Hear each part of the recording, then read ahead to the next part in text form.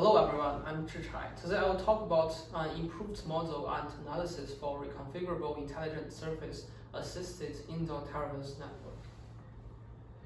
In scenarios like autonomous factory, libraries, shopping malls, conference centers, and other high population density areas, users and devices often have high demands in terms of transmission rates greater than 10 Gbps, latency smaller than 20 milliseconds, and reliability over 90%.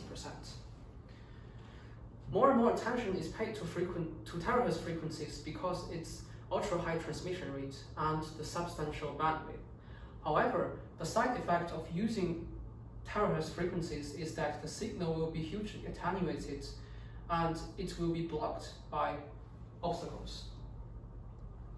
Reconfigurable intelligent surface, which is also known as RIS, can be used to solve this problem. A RIS can be simply understood as a passive phased array that can redirect the reflected beam to the desired direction.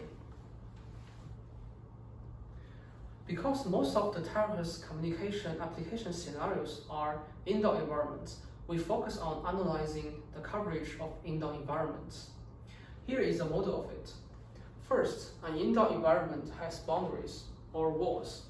Second, there are accessing points, users, and some obstacles inside the indoor environment.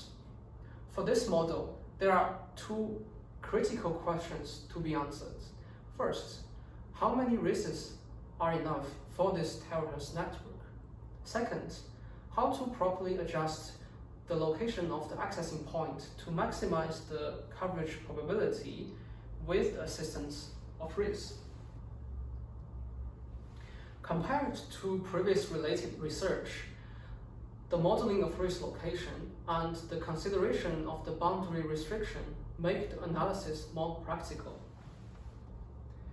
Here are some results from the analysis. The left figure is a heat map. The x and y axis represent the x and y coordinates of the accessing point, and the color indicates the coverage probability of a user on that location.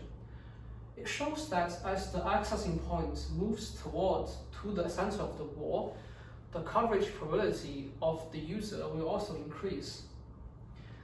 The red figure shows the relationship of the RIS number and coverage probability of a user. It shows that there is a significant increase of coverage probability with the increase of RIS number. However, it is also observed that the coverage probability will be eventually saturated no matter how large the RIS number is. The takeaways from this presentation can be summarized as follows.